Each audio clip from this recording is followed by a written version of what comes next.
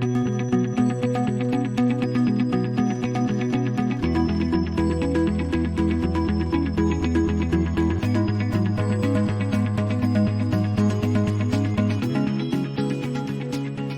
world events make you a little nervous? Are you looking for a fresh perspective on current topics and trends? Look no further. This is Let's Talk Portsmouth. We bring you timely and thought-provoking subject matter experts, news, and information. We engage with city, community, and business newsmakers, getting to the heart of issues that matter most. Visit us at portsmouthva.gov. Now, here's your host, Sharon Hogger.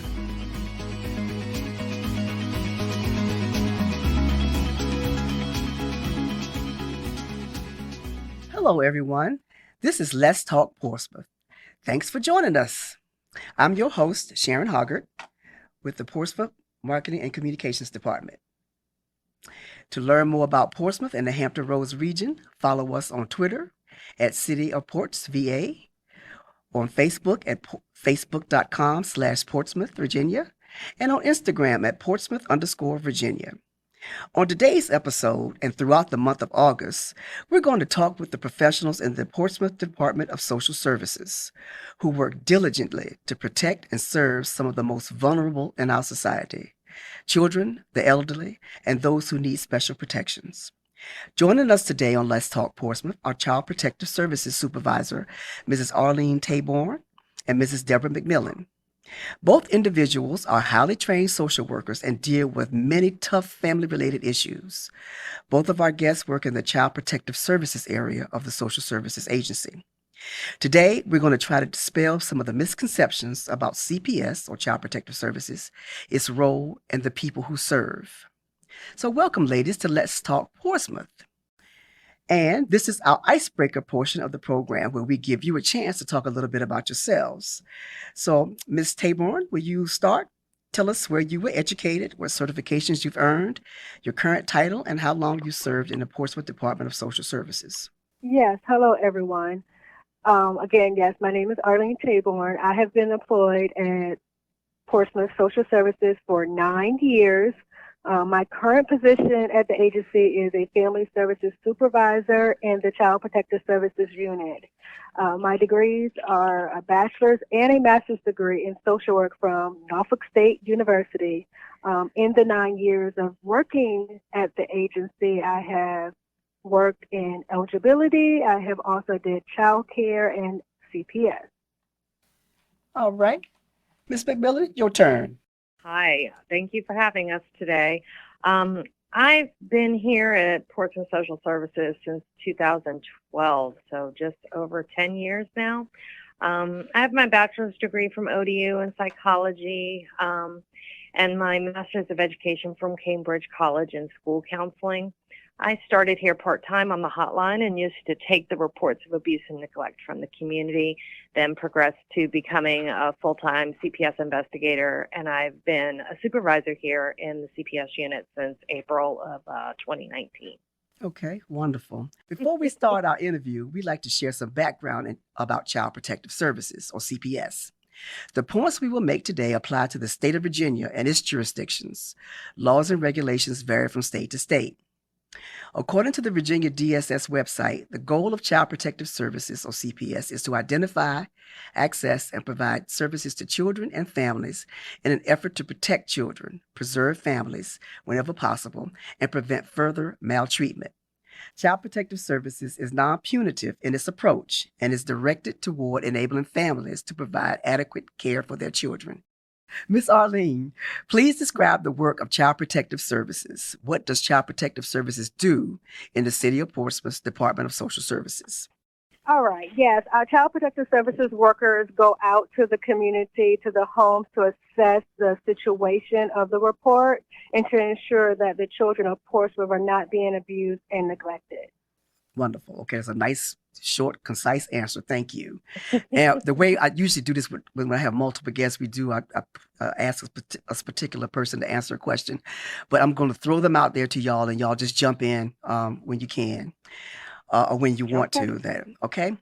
All right. Okay. CPS is also responsible for receiving reports of abuse and neglect. How does your team receive reports or complaints about abuse and neglect? How do you get that information? Okay, we receive calls from the state hotline, which is staffed 24 hours a day, 7 days a week, or the community members can call the agency hotline directly. Mm-hmm. Do you know, and this is not in the script or the list of questions that I sent you guys, but about how many reports do you get a year of child neglect and abuse? The stats aren't quite available yet for this year, for 2022, but from the time period of July 2020 to June of 2021, the city of Portsmouth received 1,600 phone calls to our local hotline to make reports.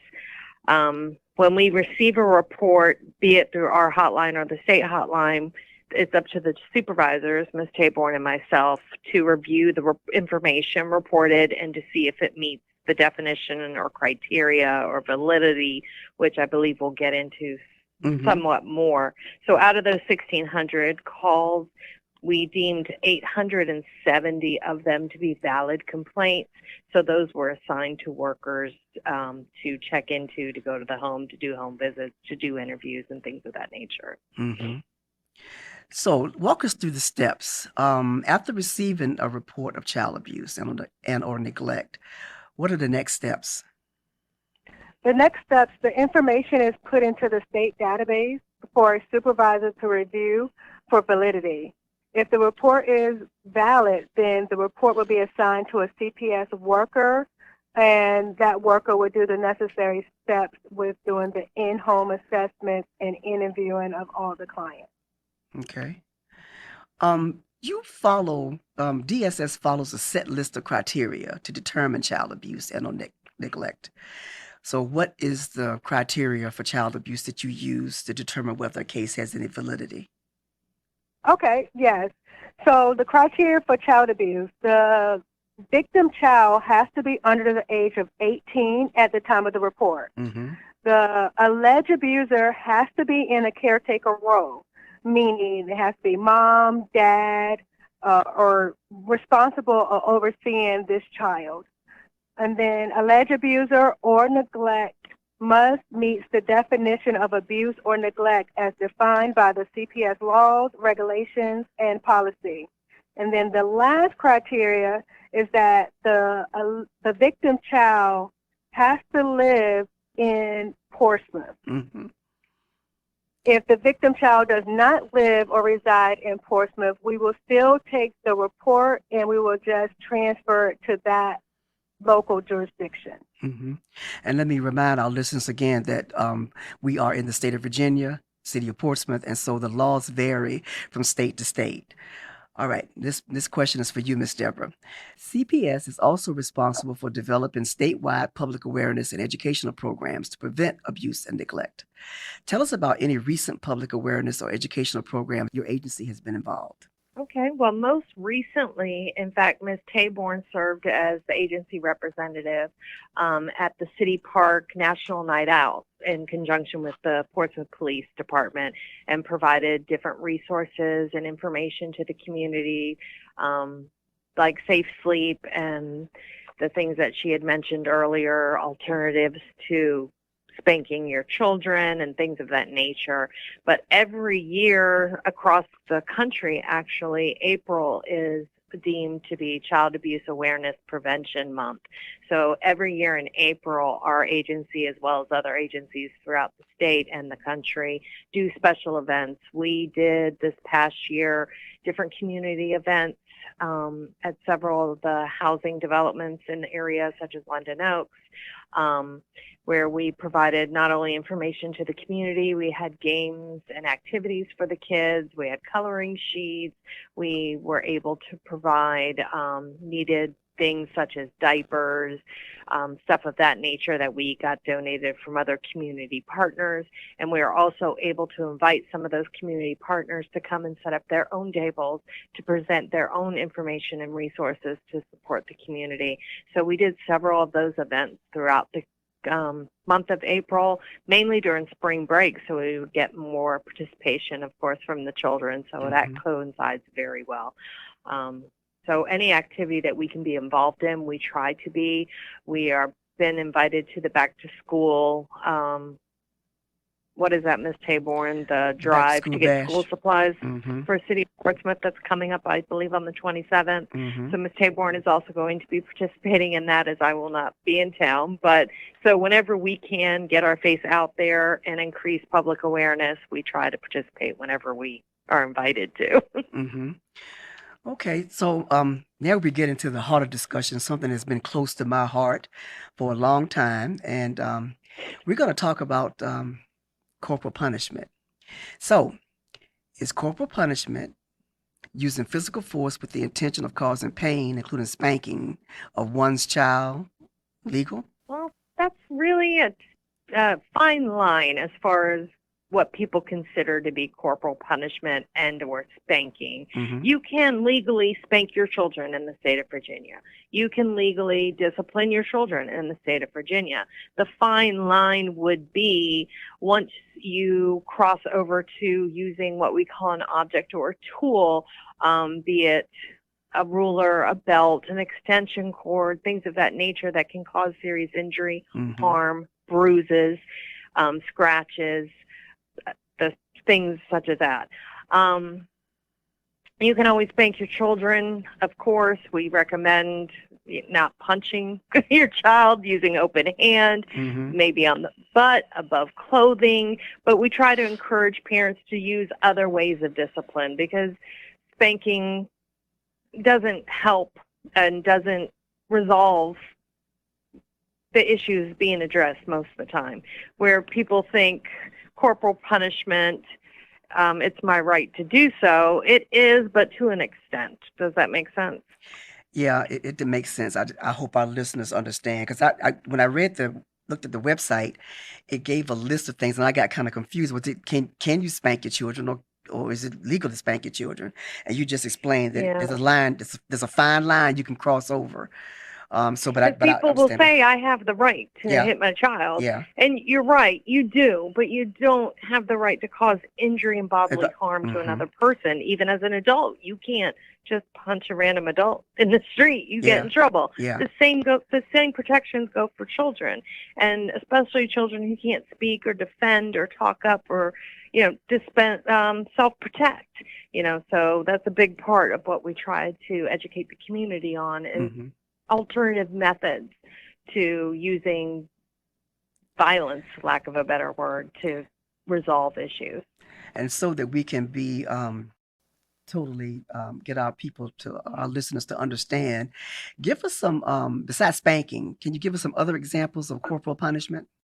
Some other examples are, like I said, slapping, pulling hair, pinching a child, hitting with what we call an object or a tool, like when you use a belt or you make them get the switch or you use a paddle. Things of that nature are going to cause injury. The intention, of course, is not to do so, but once you pick that up, it's more than likely going to result in that way.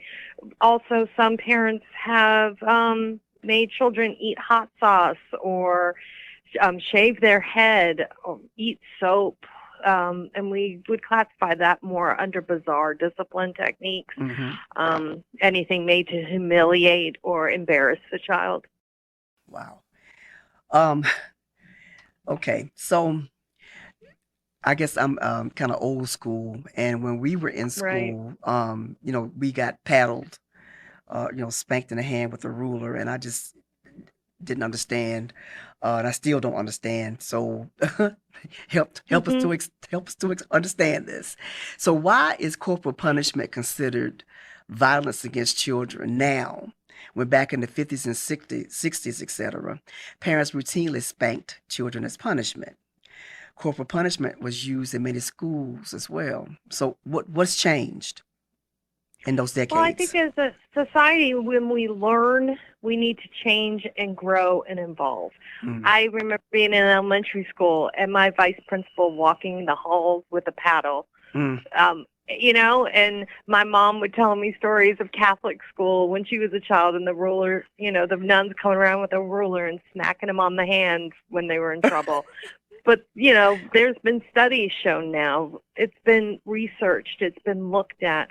There's more than just the physical effects to a child, be it a scratch, injury, a bruise. It also can result in mental aspects. The child can become fearful of their parents. They might have a sense of hopelessness.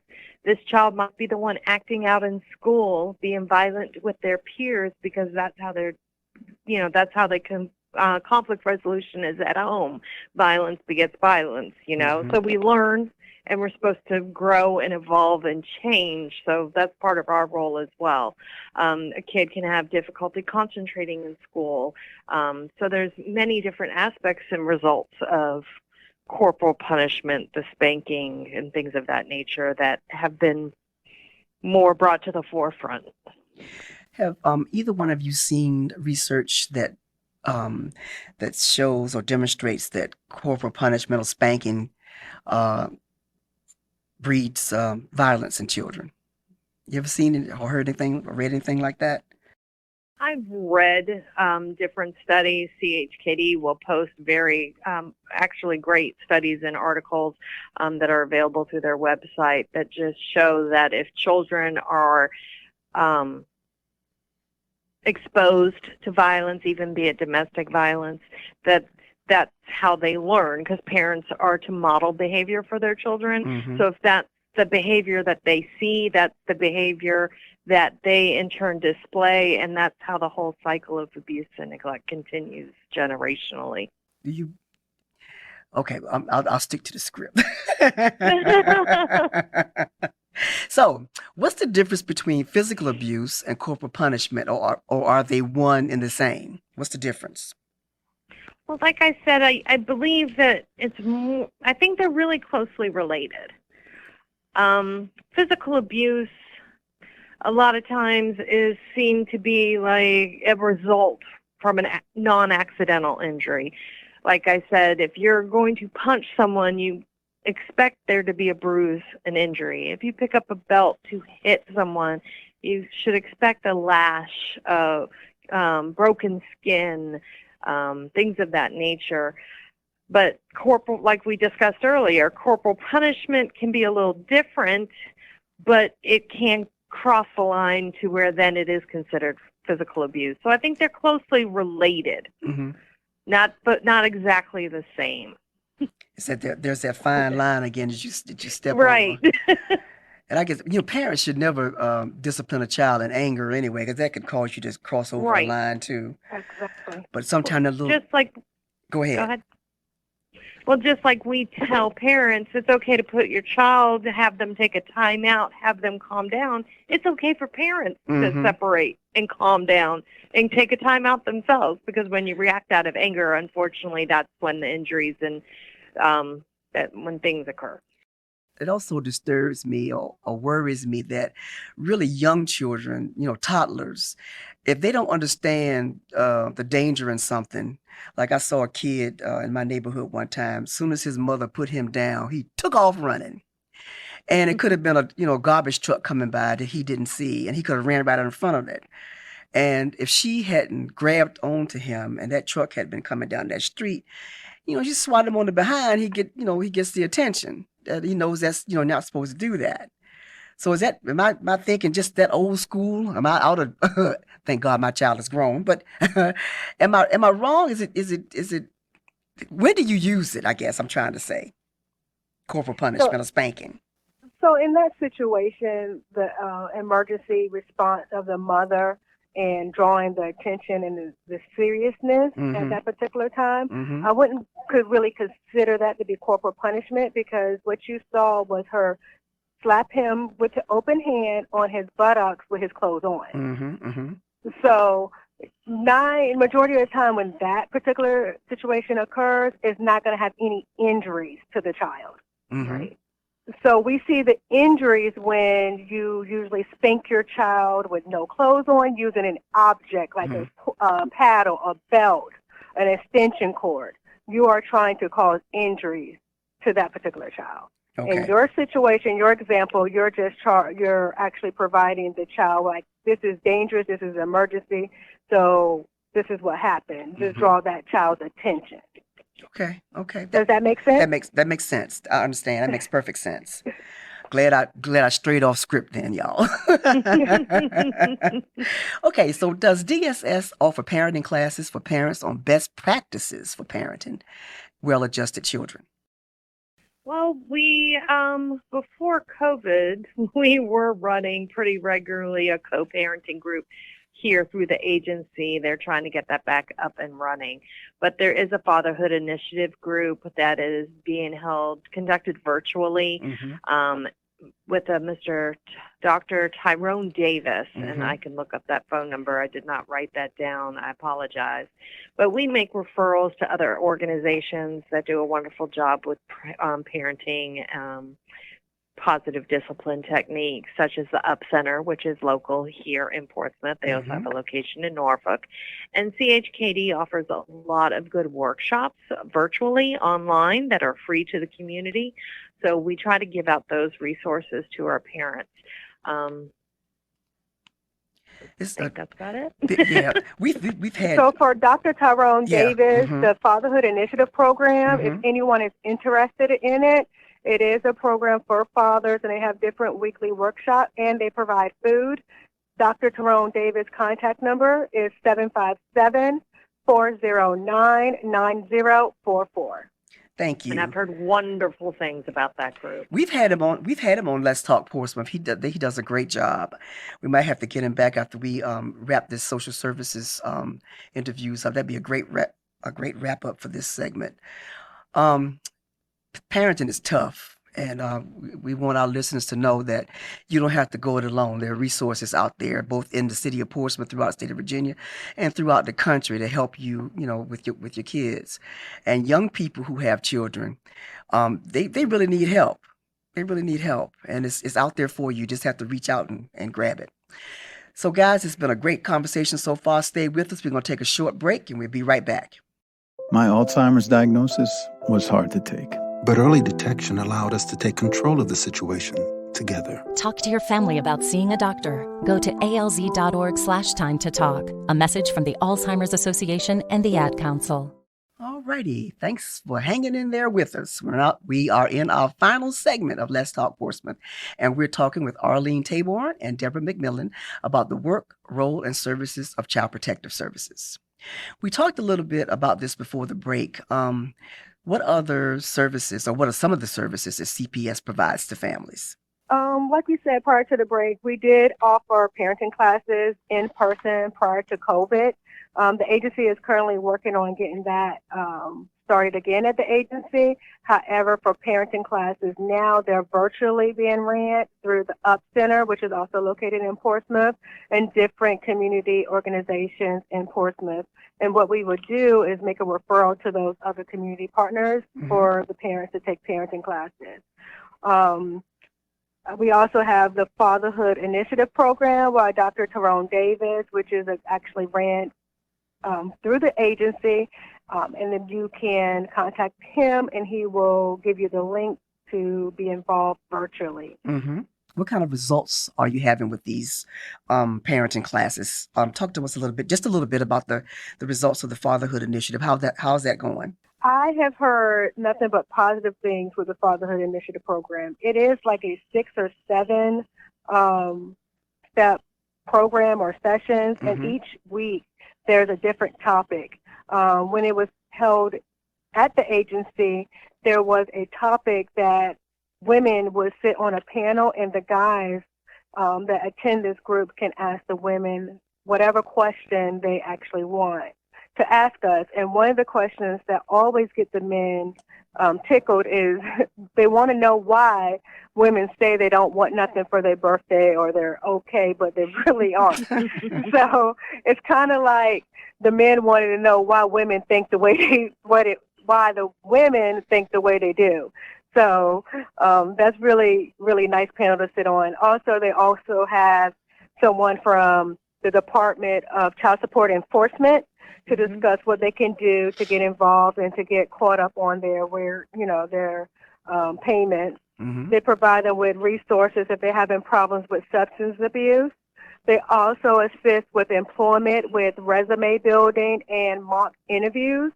Some of the mentors that help Dr. Daniels with the program are highly influenced men that own their own business, so they also help with employment. They provide them with like suits or different outfits to wear if need to go to interviews as well. Mm-hmm. So I heard nothing but positive things about this program. Wonderful. I'm glad to hear that. And we had talked about this earlier too, but I want Ms. Deborah to go ahead and repeat it. We talked about the number of child abuse and neglect calls or reports that DSS receives in a year. And you gave us stats from 2020 to, was it July 2021?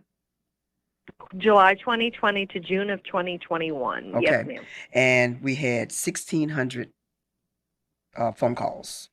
And we deemed 870 of them to be what we call valid, that they met the criteria that Ms. Taborn stated earlier, the age of the child's under 18, that they live in Portsmouth, that the caretaker, the alleged abuser, was in a caretaker role, and that abuse or neglect occurred. It met definition. So once that determined if it's valid, then it goes to one of two tracks. In the state of Virginia, we have family assessments, which is exactly what it sounds like. We assess the family for any needs or services and address the issue that was reported to us. And then there's investigations, which are a little bit more serious when marks and injuries are involved, broken bones, skull fractures, issues of reports of sexual abuse. Those would fall into what we call our investigative track. And then if it's an investigation, it's determined either to be founded or unfounded. I do have the numbers of how the 870 was broken down for that time period. We had 714 family assessments, and we had 135 investigations.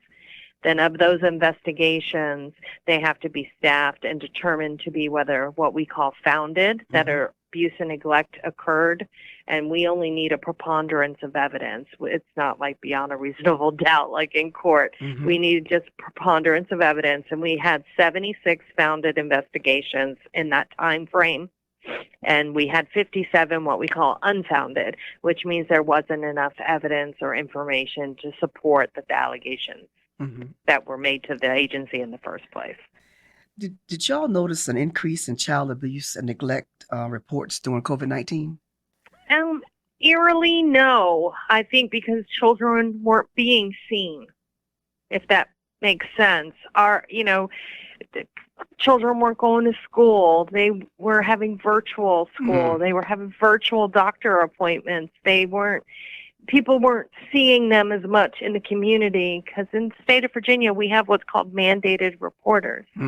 So people who are in caretaker roles, teachers, counselors, doctors, they're mandated to report any suspicion. They don't have to have evidence or proof. If they just feel a certain way, they can make a report. Anybody can make a report in the state of Virginia, but mandated reporters have to, by law, make a report. And kids weren't being seen as much during COVID. So our numbers dropped. We actually looked up the numbers from 2019, and we had not a big drop, but we had 1,796 calls. So it dropped, not a whole lot, but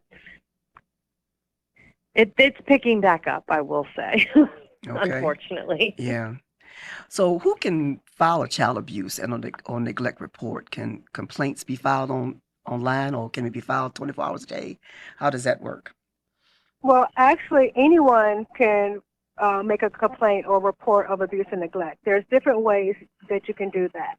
You can either call the state hotline, 1-800-552-7096. Could you give that number to us one more time? Yes, that number is 1-800-552-7096. That number is 24 hours a day, 7 days a week. However, they take complaints of abuse and neglect for Child Protective Services and Adult Protective Services in the entire state of Virginia. So sometimes it could be a long wait. Mm-hmm. If you're like to call in a complaint between the hours of 8 and 5 o'clock when our agency is open, our direct number to call in reports will be 757-393-9500. Now, Ms. McMillan talked about the mandated reporters. The mandated reporters do have a portal for agencies or mandated reporters to actually go online and submit their complaint for mandated reporters, and they know exactly what they do. All right. Tell us about the type of state and federal grant programs that DSS administers to prevent abuse and neglect. So the Fatherhood Initiative Program is one grant that is the agency receives to help fund that program.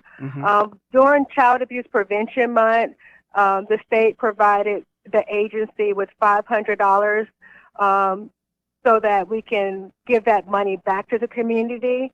Our agency used the money, which was $500, to provide, of course, coloring books, crayons to the community. We also had a public announcement about child abuse prevention in the HRT buses to let the community members know how to call in a report and to give them the stats of how many reports we have and what we can do about it. We also did the CPS walk in April, and we provided with pom-poms and resources for the community. Okay. How can the public help DSS and or families at risk for being investigated for child abuse and or neglect? Or does the public even have a role in preventing child abuse and neglect? Well, as they say, it takes a village, right? Mm-hmm. The biggest thing I can say is that if you see something, say something. Is that the slogan that came up? But it's important that people speak up for children who can't self-protect and speak up for themselves. But on the opposite side of that, get to know your neighbors, help out. If you see that mother struggling with her kids, what can you do to help her? Instead of just ignoring, turning the other way, it's not my business. We need to become more supportive, I think, in our community overall. But as Ms. Taborn said, anyone can make a call and make the report, but if you don't make the report, we don't know what's going on. So we need the public's assistance in helping us identify those children. I'll also add to that what Debbie said. Getting to know your neighbors is very important. In the city of Portsmouth, we have a lot of parents that are young and have young children, and maybe they don't know how to be effective parents. Maybe they didn't have the best role model or support from the family. So, taking them under your wing and providing that support and teaching them how to be better parents and giving them advice instead of just, turning the other way. Because we have a lot of parents that don't know a lot of things, and the education of the parents in our area is not as high when I look at that when it comes to high school graduations or GED. So they sometimes don't know and scared to ask for help because they think CPS is just going to take their kids. I'm sure their kids are wonderful, but we really don't want them. We want them to take care of their kids. We want to give them the tools and the resources to help them take care of their kids. Because y'all strive to keep families together, and that's one of the things that you do. Okay, correct. So we're getting ready to wrap up this interview, but I want you one more time, Ms. Arlene, tell us how the public can contact Child Protective Services. Give us those phone numbers, hotlines, and any website or other resources that you want to point out. Yes, to contact Child Protective Services 24 hours a day, 7 days a week. The state hotline number is 1-800-552-7096. Now, if you would like to report something between the hours of 8 to 5, Monday through Friday, when the agency is open, you can give us a call at 757-393-9500. If you are a mandated reporter, you have a mandated reporter website that you can go onto the state website to enroll yourself as a mandated reporter, and you can submit your reports online. Okay. We're going to take another quick break and wrap up this issue of Let's Talk Portsmouth. Stay on the line. We're all busy this time of year. There's back to school, football season, and this little thing around here called harvest. You don't have time to be sick or in the hospital. Did you know that the COVID Delta variant is more contagious than the common cold, and that doctors are seeing more young and healthy unvaccinated people in the hospital? Get informed about vaccines and make the decision that's right for you and the ones you love. Find out more at getvaccineanswers.org. Brought to you by the Ad Council. Well, ladies, you have really enlightened us here at Let's Talk Portsmouth. We've learned a lot. You've educated us, and you've been quite informative. So thank you again for appearing on our podcast, Miss Arlene Taborn and Mrs. Deborah McMillan. Any last thoughts you'd like to share with our audience before we let you go? I just have to say something real quick, because our workers would be very disappointed if we did not give them a shout out to all the hard work that they do. Yes. We're under-recognized. Mm-hmm. We believe that, we are first responders as well as EMTs, fire, and police. They call us. We're going to these scenes. Mm-hmm. So I just wanted to let all our workers here in Portsmouth know that they do a fantastic job, and they are so appreciated for what they do for the community and the citizens of Portsmouth. Thank you so much for adding that in. How about you, Miss Arlene? I second what Ms. McMillan said. I really appreciate all the hard work the workers do. And sometimes, their work is very difficult, can be very traumatizing, can be, very tedious. And so I do want to let the workers know we appreciate your hard work and continue to do the great work in the community that we serve. Wonderful. Thank you. Well, folks, that's all for this episode of Let's Talk Portsmouth. Find our podcast on the Podbean app, Spotify, Amazon Music Audible, iHeartRadio, and wherever you find your favorite podcast. Here's your thought for today. I can't change the direction of the wind, but I can adjust my sails to always reach my destination. Jimmy Dean. Take care of yourselves and love on your children. We're out of here. Thank you for listening to Let's Talk Portsmouth. Find our podcasts on the Podbean app, Spotify, Amazon Music/Audible, iHeartRadio, and wherever you listen to your favorite podcasts. Until next time, be good to yourself and each other.